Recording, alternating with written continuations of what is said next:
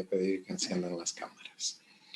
Entonces, esta segmentación es obvia porque debemos entender que no es lo mismo en una clase alta, en una clase media o en una clase baja el tipo de residuos sólidos que se generan. Por lo tanto,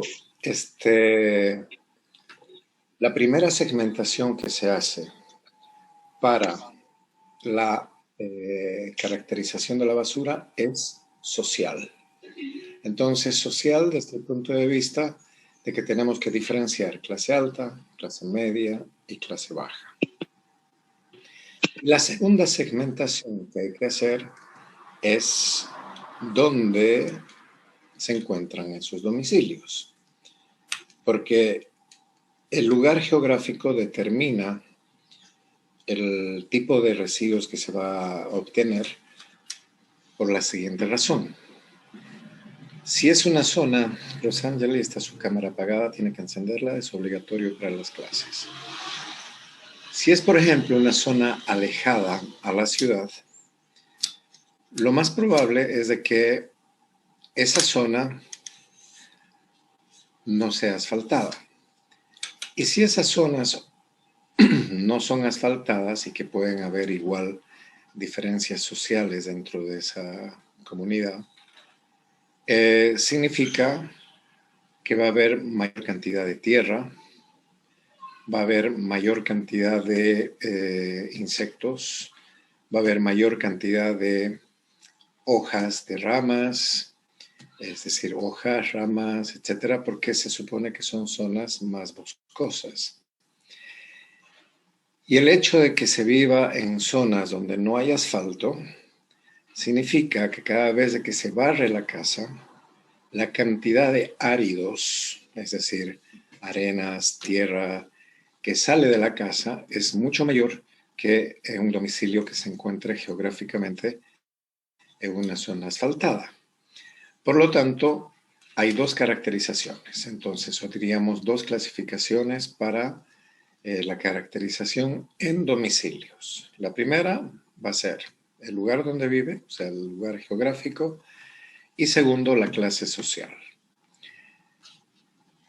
El nivel geográfico acabo de explicarles que puede tener una generación de residuos extra por las condiciones donde se está desarrollando, que puede ser, diríamos, el caso de zonas no asfaltadas o zonas con demasiada presencia de vegetación, que causan, de hecho, un tipo de residuo. Y las clases sociales, ¿no es cierto?, también producen diferentes cantidades y tanto diferentes materiales como cantidades de residuos orgánicos o residuos en general.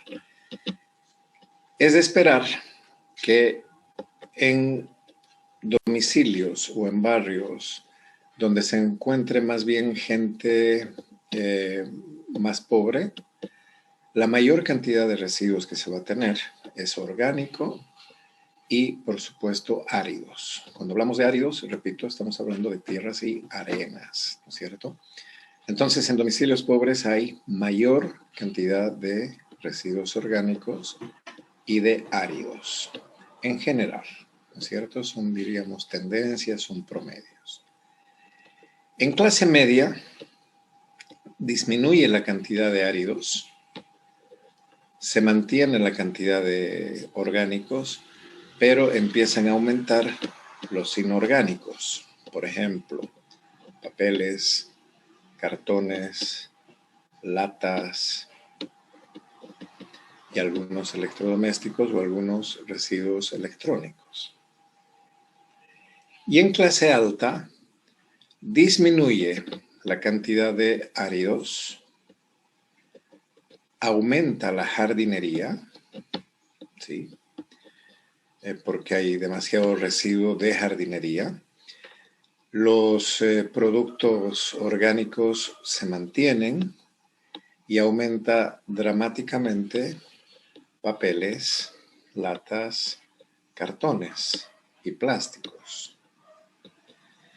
Porque resulta que en este tipo de clase social se produce más, de manera más abundante, los residuos sólidos.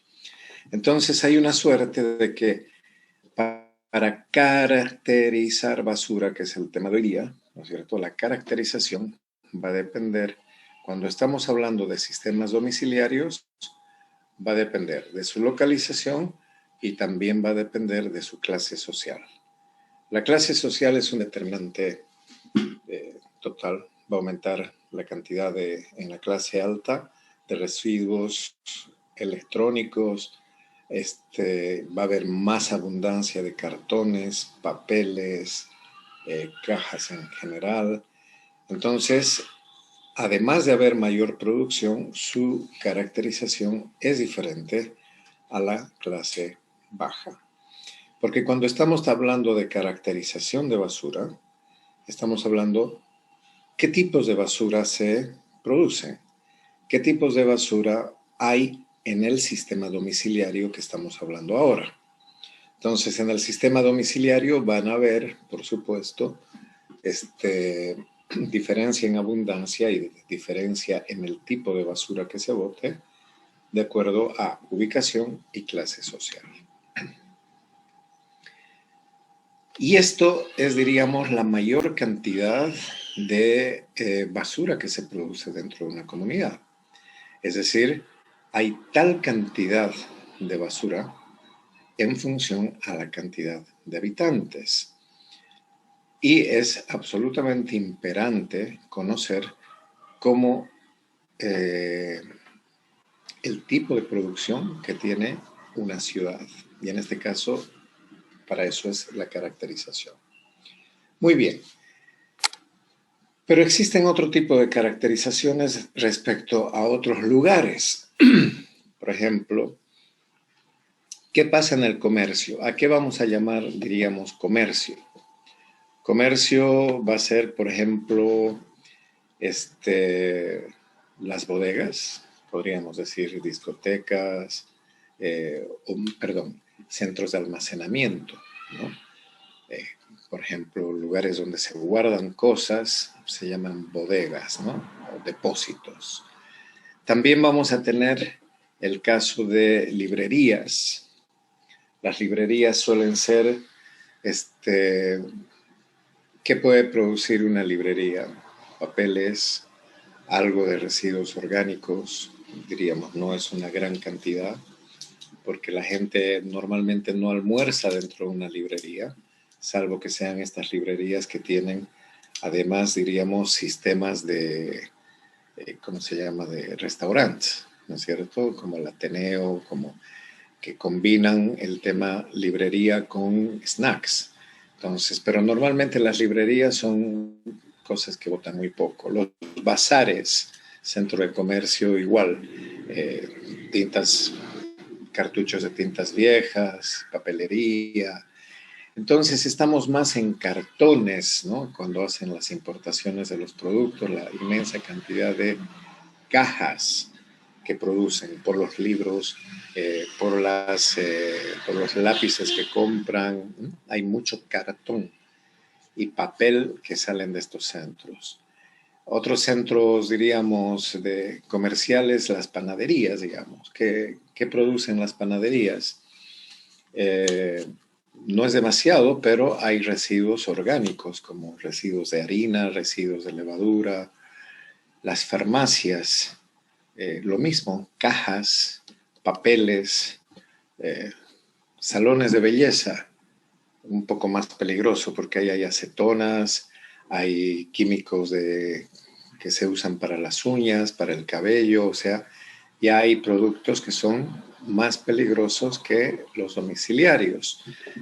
Lo mismo las peluquerías, ¿no es cierto? Diríamos, sale una gran producción de cabello recortado, a los centros de entretenimiento como, por ejemplo, cines, restaurantes, los casinos, los boliches, tienen igual, ¿no es cierto?, fundamentalmente orgánico, también tienen papeles, en fin. Bueno, entonces, además de los domiciliarios, se encuentran los centros comerciales, que son estos ejemplos de los que les estoy hablando. También tenemos otro lugar de donde salen basuras, que son las instituciones públicas y privadas. Por ejemplo, bancos.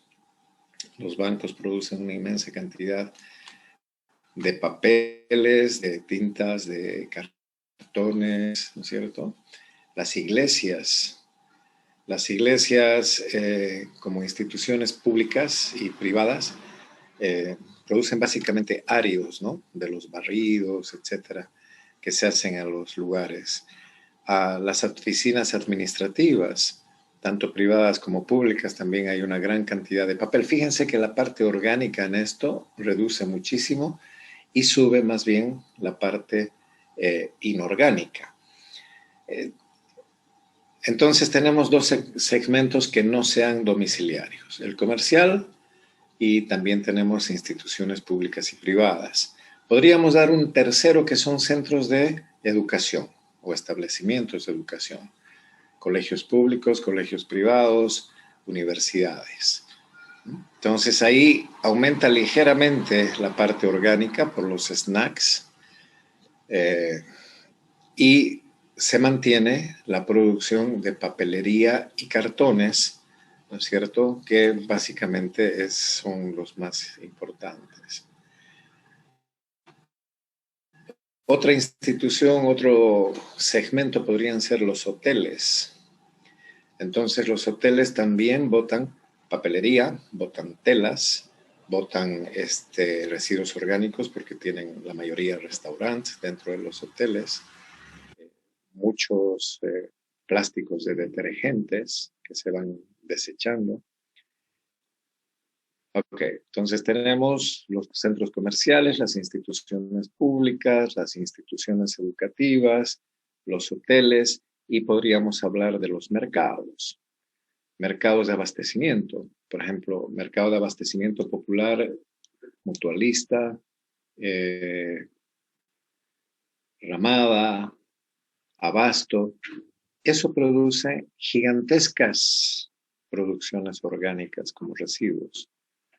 Tomates podridos, lechugas podridas. Si ustedes han pasado por los mercados, pueden ver esos contenedores cargados de residuos orgánicos. Entonces aquí es al revés. Se desbalancea el asunto, ¿no? Ya no hay demasiada producción de papeles de cartones, pero hay una inmensa cantidad de residuos de residuos orgánicos. Entonces los mercados son, de hecho, fuera de los hogares, los que mayor producción de basura orgánica tienen. Y vamos a ver ahora, por ejemplo, los más peligrosos, ¿no? ¿Dónde estarían los más peligrosos? Hospitales. En los hospitales existen todo tipo de generación. En los hospitales están lo mismo, tienen una parte de residuos orgánicos, que es, digamos, la parte de la hotelería de los hospitales, porque a los enfermos hay que darles de comer, hay cocinas, entonces se parecería. Pero hay otra parte orgánica que es sumamente peligrosa. Y esa parte orgánica son, por ejemplo, las partes anatómicas de las personas. Apéndices, matrices, amputaciones, etc. Hay una parte que es tremendamente peligrosa también, que son las gasas, algodones, manchadas de sangre, de fluidos, que también, ¿no es cierto?, son residuos peligrosos. Una gran producción de plásticos, donde están los detergentes, las lavandinas, etcétera, que sirve todo eso para higienizar a los hospitales. Ok, entonces ahí ya empezamos a ver residuos peligrosos. Industrias. Es otro segmento que pueden producir también, dependiendo del tipo de industria, residuos altamente peligrosos.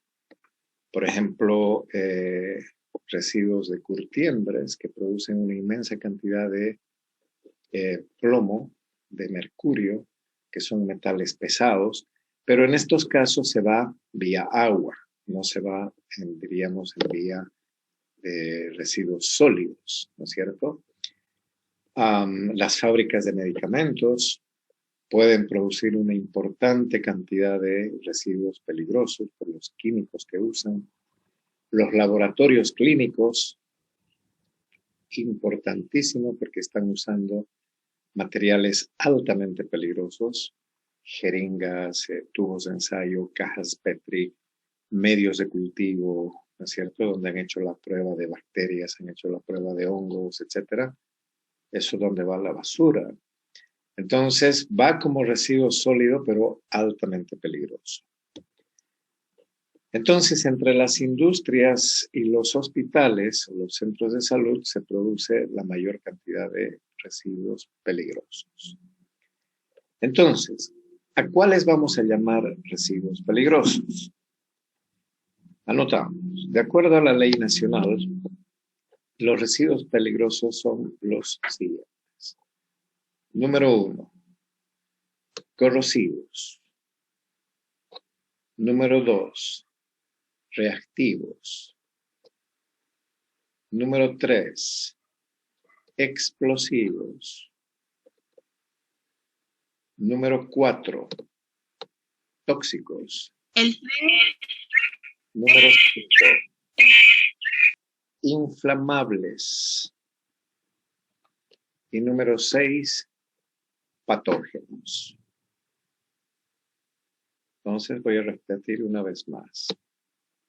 Los corrosivos, los reactivos, los explosivos, los tóxicos, los inflamables y los patógenos, ¿no es cierto? Perdón, no son inflamables, son infecciosos. Cámbienme lo que dije inflamable a infeccioso y el último es patógeno. Esos son los elementos que se los considera en la ley nacional como los más peligrosos. En reactivos corrosivos se encuentran ácidos, sales, productos alcalinos, también insecticidas, herbicidas, agroquímicos en general, ¿sí?, porque pueden ser explosivos o pueden ser inflamables. Entonces, y además corroen, ¿no es cierto? Es decir, pueden desintegrar otros materiales. En los explosivos están, por ejemplo, transporte de oxígeno, transporte de hidrógeno, transporte de combustibles sólidos, como por ejemplo el carbón, todas las empresas que producen, por ejemplo, pólvora, empresas que hacen cohetes, fuegos artificiales, etcétera, son productos peligrosos. Luego los tóxicos, ¿no es cierto?, son aquellos productos que pueden crear niveles de toxicidad en los alimentos, por ejemplo, agroquímicos, que también caen de nuevo en esta categoría. Los infecciosos, que son básicamente los residuos de hospitales, cuando salen cortes anatómicos, cuando salen gasas con sangre, cuando salen algodones con fluidos, etcétera, son altamente infecciosos. Y por último, los patógenos, ¿no es cierto?, que estamos hablando de, por ejemplo, los laboratorios que trabajan con bacterias, trabajan con hongos, trabajan con virus, ¿no es cierto? Están trabajando con productos que causan, o con elementos vivos que causan enfermedades. Entonces a estos los vamos a denominar patógenos. Y aquí a lo mejor ya vale la pena, por si me olvido más adelante, hacer hincapié que todos los productores de residuos peligrosos tienen la obligación de tratar sus propios productos de acuerdo a la ley nacional. ¿Okay? Muy importante.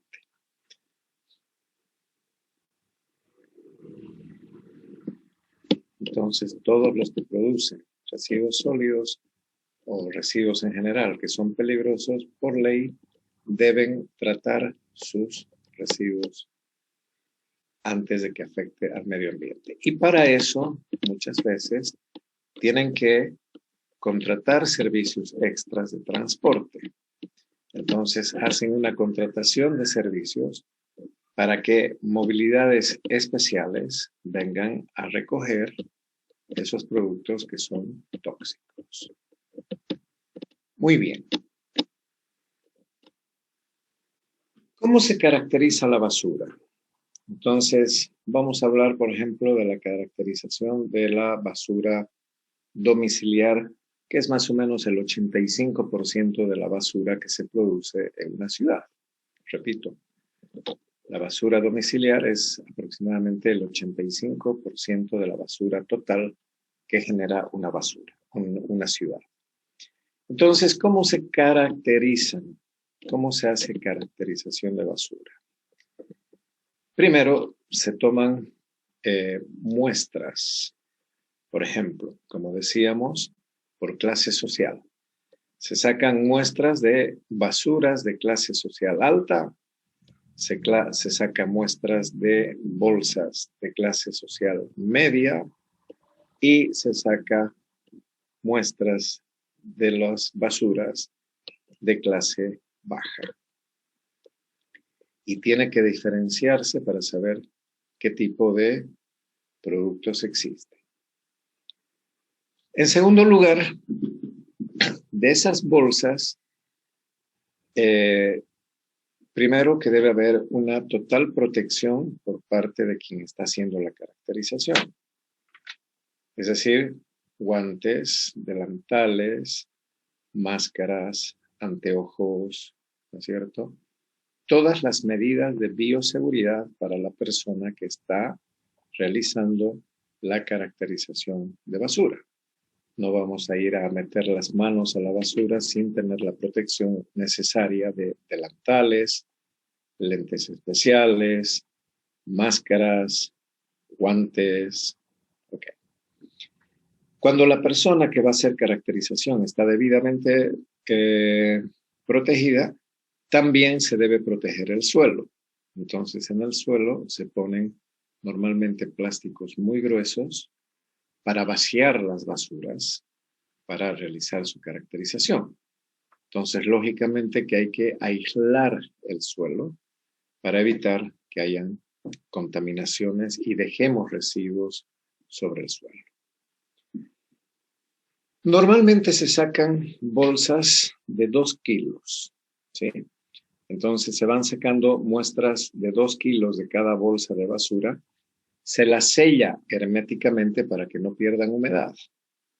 Porque la humedad va a ser una de las medidas que vamos a tomar de las basuras. O sea, la caracterización va a tomar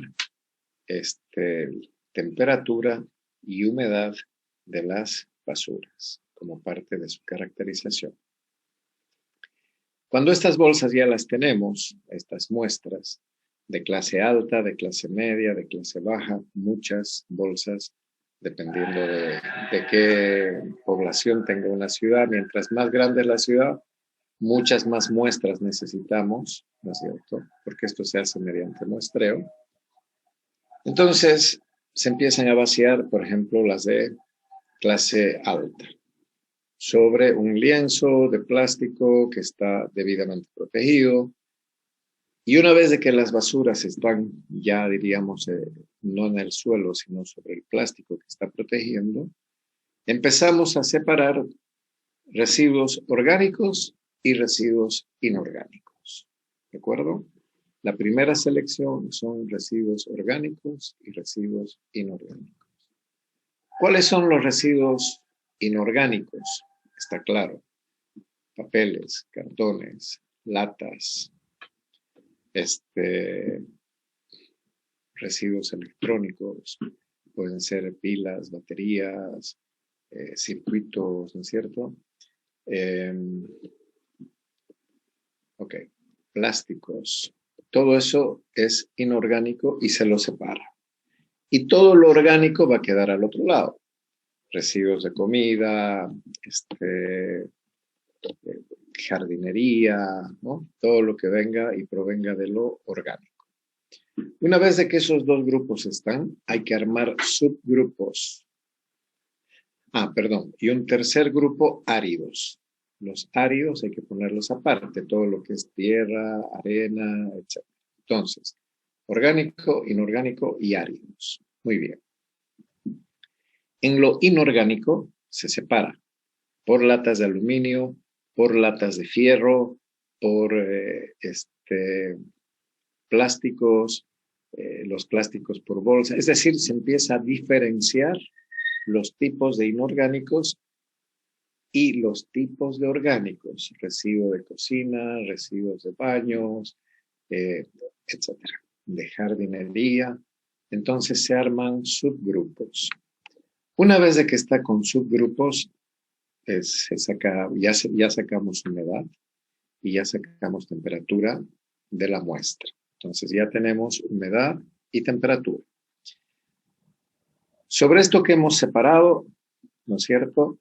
Empezamos a pesar con balanzas de precisión. Entonces, recogemos los áridos, pesamos la tierra, arena, es decir, todo lo que se ha barrido. Las latas se las pesan. Las latas de aluminio por un lado, las latas de fierro por otro lado. La cantidad de papel se pesa. La cantidad de cartones se pesa. Y lo mismo la cantidad de orgánicos por jardinería, por residuos de cocina, etc. Entonces, fíjense que nosotros hemos llegado a caracterizar y podemos decir por clase social o por ubicación, estos son los diferentes residuos que se producen en un determinado lugar, en una determinada ciudad. Y van a ver cuán diferente es, de acuerdo a la clase social, la producción de basuras. Muy bien, ustedes van a hacer un trabajo de caracterización de basura. Entonces, ese trabajo que van a hacer de caracterización de basuras es tomando una bolsa de basura de su casa para hacer prueba. Entonces, van a seguir estos protocolos que ya les he indicado. Primero, protección, guantes, mascarillas, etcétera, para ustedes. Una vez de que estén protegidos, van a poner un plástico en el suelo y esa bolsa de basura que ustedes van a elegir de un día promedio de su casa, que puede ser, digamos, una bolsa de día sábado, entonces la van a vaciar y van a repartir orgánico e inorgánico. Y todo lo que sea orgánico e inorgánico van a ser los subgrupos necesarios. Por ejemplo, latas, botellas plásticas en lo inorgánico, baterías, pilas, si es que hay algún circuito electrónico, cartones, todo eso lo vamos a poner papeles como inorgánico. Ya sé que alguien me puede decir, pero los papeles son de origen orgánico, sí. Pero en este caso los vamos a poner como inorgánicos porque ya no tienen vida. ¿Okay? En cambio, como orgánico vamos a ver residuos de jardinería, ramas, hojas, etcétera, que ya no están vivas, pero están todavía en su forma original, que no es lo mismo con los papeles y los cartones que ya no tienen su forma original. Entonces, separan restos de comida, etcétera, y van a hacer pesajes de cada uno de esos subgrupos, incluida la tierrita que sale de las barridas, ¿no es cierto? Las arenas, todo eso también van a separar y la van a pesar. Entonces, al hacer ese ejercicio, ustedes van a ver cuáles son las dificultades o no de hacer caracterización de basura y van a hacer en su presentación, de decir, porque esto lo van a presentar de aquí a 15 días, y les voy a abrir un recurso en el aula que diga presentación de caracterización de basura. Me van a poner zona donde viven, ¿de acuerdo? Por supuesto, nombre, zona de donde están viviendo y la caracterización de la basura. Paso a paso. De la bolsa se hizo esto, se vació, se dividió en estos grupos. Cada uno dirá en qué grupo se está partiendo su basura.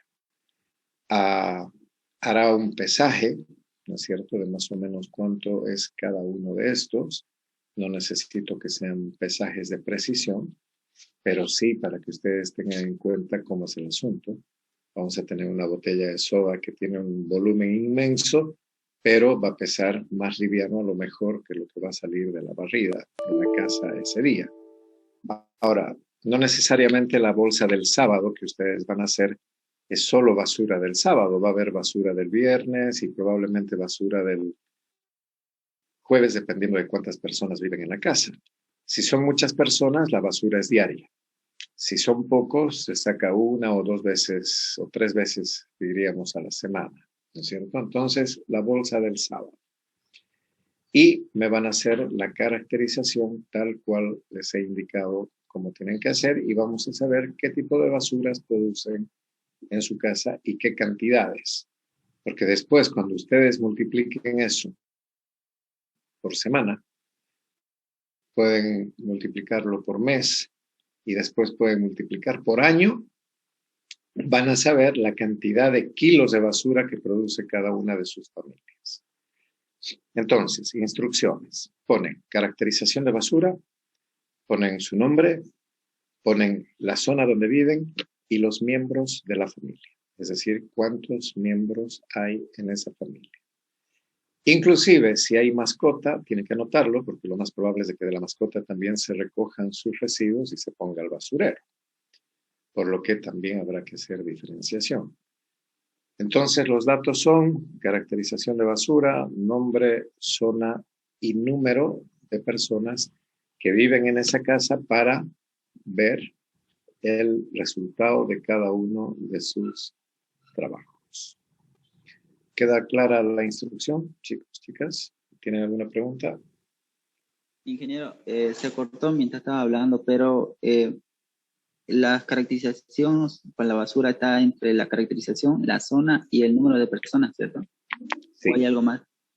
No, eso es suficiente, salvo que hayan mascotas.